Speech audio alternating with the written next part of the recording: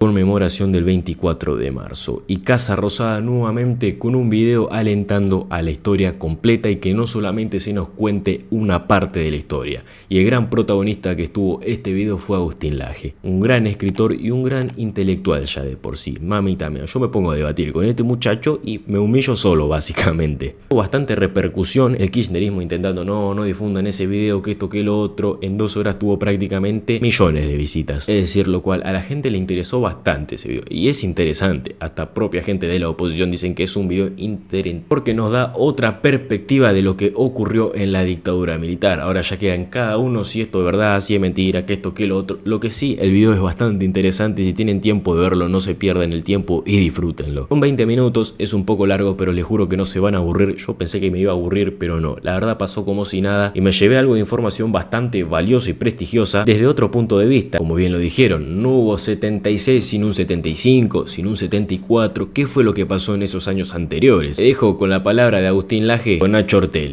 Buen lunes para vos. ¿Qué tal, Nacho? ¿Cómo estás? Un gusto saludarte. Gracias por el llamado. Lo mismo, gracias por atendernos. Bueno, Agustín, en principio me gustaría, vimos el video, casi 20 minutos, con mucho dato histórico, también con un replanteo, me parece desafiante en esta fecha, pero contanos qué es lo que se propusieron o qué es lo que te propusiste vos a la hora de hacer este video, más allá de, obviamente, de que se conozca la historia completa, ¿qué crees que había que marcar y que no se había marcado antes de este tema? Mira, mi voz es la de una persona que nace en 1989, o sea que vive toda su vida bajo gobiernos democráticos, que por lo tanto no tiene ninguna responsabilidad concreta en lo que hizo a la tragedia de los años 70 y que sin embargo entra en contacto con esa historia a partir del colegio secundario. Cuando yo entro en el colegio secundario, llega el kirchnerismo al poder con un origen de votos muy escaso porque, si hacemos memoria, Menem se baja en segunda vuelta.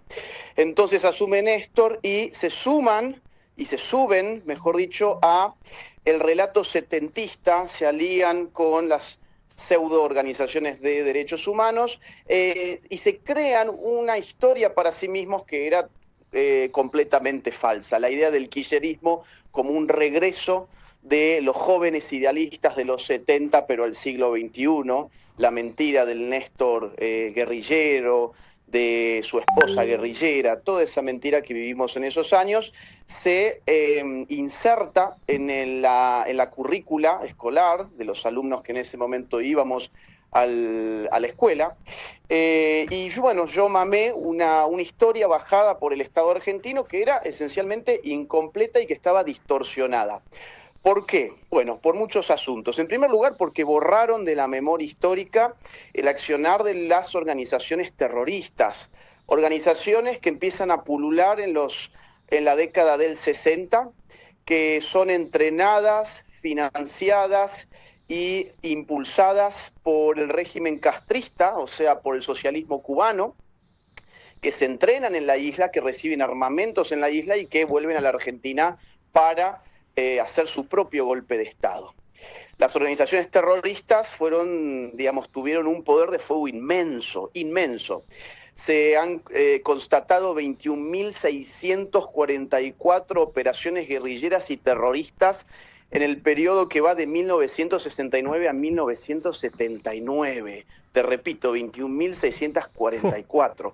Miles de secuestros, miles de víctimas, miles de asesinatos. Todo eso, en su mayoría, y este es un dato muy importante que trae el video, en su mayoría fueron perpetrados durante gobierno constitucional, o sea, el gobierno Brandt, claro, entre mayo de 1973 y marzo de 1976. Gobierno Con lo peronista. cual no es cierto que luchaban exactamente varios gobiernos peronistas, el de Cámpora, el del propio Juan Perón y al final el de su segunda mujer. Entonces, no es cierto que las organizaciones guerrilleras y terroristas hayan combatido contra la dictadura para tratar de recuperar la democracia, sino que al revés, cuando más combatieron, cuando más sangre derramaron fue contra gobiernos democráticos y peronistas. Además, querían, ¿qué cosa? Instaurar el socialismo a la fuerza como había ocurrido en Cuba, porque eran enviados por Cuba. Claro. Segundo punto muy importante, segundo punto. ¿Quién inicia la represión ilegal? Porque aquí ha habido una represión ilegal del Estado, eso es innegable, jamás pretenderíamos negarlo, jamás. Pero ¿cuándo empieza? ¿El 24 de marzo de 1976? No, empieza bastante antes. Empieza durante el gobierno constitucional anterior al 24 de marzo. Primero con la creación de la AAA, una organización paramilitar asociada al gobierno peronista, luego con los decretos de aniquilamiento de febrero de 1975 y luego octubre del 75 que ordenan literalmente aniquilar a los elementos subversivos, primero en Tucumán y luego en todo el país. Así empieza el fenómeno de los desaparecidos. De hecho, la CONADEP ha hablado de más de 1.100 desaparecidos anteriores al 24 de marzo del 76. ¿Por qué nunca supimos eso? Bueno, porque es que no encajaba en el relato historietístico del kirchnerismo. Esa es la realidad. Ellos querían imponer la idea de que todo había empezado en una fecha en concreto y lavarse las manos de cualquier tipo de responsabilidad, porque aquí hay que abrir el panorama. Aquí no podemos contar la historia conforme a una ridícula teoría del demonio único. Aquí ha habido múltiples responsabilidades y la clase política argentina ha tenido también responsabilidad. ¿O quién firmó los decretos de aniquilamiento? Claro. ¿Quién instruyó al ejército para combatir con métodos ilegales a la subversión y a las guerrillas? ¿Quién designó a Eso es lo Videla, que plantea, ¿no? Claro. Exactamente. ¿Quién designó a Videla? ¿Quiénes apoyaron el golpe? Porque te cuento, esto es algo que parece un poco contrario al sentido común. Esto no viene en el video, pero te lo cuento como dato que es interesante. Hasta el Partido Comunista apoyó el golpe del 24 de marzo del 76. Claro. El Partido Socialista le dio a grandes cuadros al gobierno militar que se incorporaron en la gestión gubernamental. Por ejemplo, el socialismo tuvo a Américo Scioldi como embajador, por poner un caso. Y la Unión Cívica Radical tuvo más de 1.000 intendentes.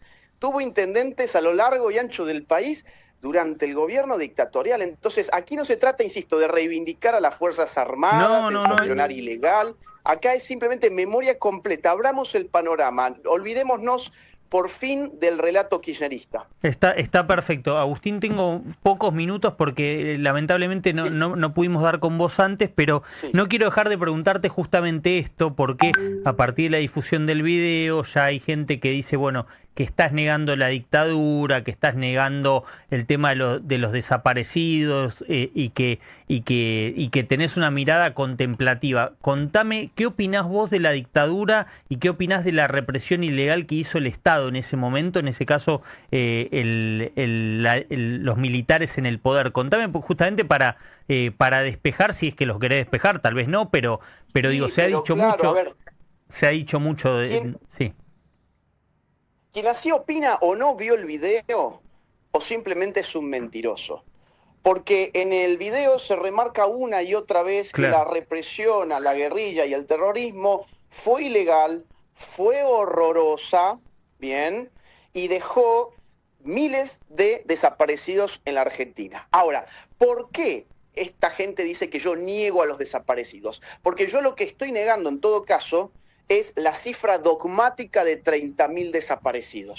¿Por qué la niego? Sencillamente porque no tiene ningún respaldo documental. Es una cifra que se impuso propagandísticamente a modo de dogma incuestionable. ¿Cuáles son los datos que tenemos sobre la cantidad de desaparecidos? El primer dato importante apareció con la publicación del Nunca Más, el libro de la CONADEP, que recopiló 8.961 casos. 8.961 casos. Luego ese listado se fue depurando con los años, lo depuró, por ejemplo, el kirchnerismo en la Secretaría de los Derechos Humanos con Luis Duhalde a la cabeza, y luego lo volvió a hacer en el año 2015, el mismo kirchnerismo, arrojando un dato final de 7.300 entre desaparecidos y ejecutados a la luz pública. Entonces, ¿acaso no basta ese número para ilustrar el horror de la represión ilegal y los años 70? Acá la pregunta es, ¿por qué hemos sido obligados a repetir un número que sabíamos que no tenía ningún respaldo documental. Y por otro lado, si queríamos inventarnos un número, entonces ¿para qué estábamos pagando una Secretaría de Derechos Humanos para que investigara todas estas cuestiones y después no estamos dispuestos a asumir el resultado de esas investigaciones? Acá hay que decir la verdad, no podemos acomodar la historia a un relato que fue creado, insisto, no solamente para apuntalar un proyecto político que fue el del kirchnerismo, sino para robarle a todo un pueblo, porque no olvidemos que en el nombre de esta historia distorsionada que nos vendieron, nos estafaron con universidades de mentira, nos estafaron con viviendas sociales que jamás se llevaron a cabo y nos estafaron con indemnizaciones al por mayor, en muchos casos totalmente ilegítimas y fraudulentas. Entonces, atrás de todo esto también ha habido un enorme negocio que fue el negocio de los pseudo derechos humanos. Agustín, la última cortita te pido. Vi que el presidente retuiteó muchos de los comentarios y de los videos que surgieron a partir de este video que publicaste vos. ¿Lo hablaste con él? ¿Estuvo de acuerdo, imagino, con esta publicación de Casa Rosada? En realidad, si la publicó la Casa Rosada, doy por hecho que sí, pero digo, ¿hablaste con él? ¿Él está totalmente de acuerdo con vos? Mira, te soy franco, no he hablado todavía con él al respecto, claro, pero entiendo que el video ha sido de su agrado y que él coincide con la necesidad de que nuestra batalla cultural abarque una serie de temas entre los cuales la historia resulta muy importante. Hay una frase épica, digamos, o célebre que tiene 1984, la distopía de George Orwell, que dice que la mejor forma para controlar el presente de un pueblo consiste en robarle su pasado, en distorsionarle su pasado.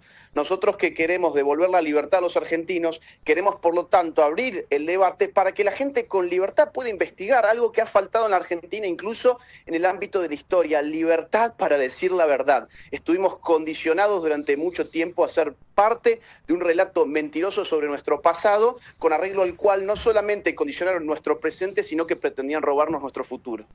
Gracias por este ratito, Agustín Laje, politólogo, director de la Fundación Faro y bueno, protagonista del video, me parece, de la jornada de este 24 de marzo. Gracias, Agustín. Gran abrazo, gracias a ustedes, saludos.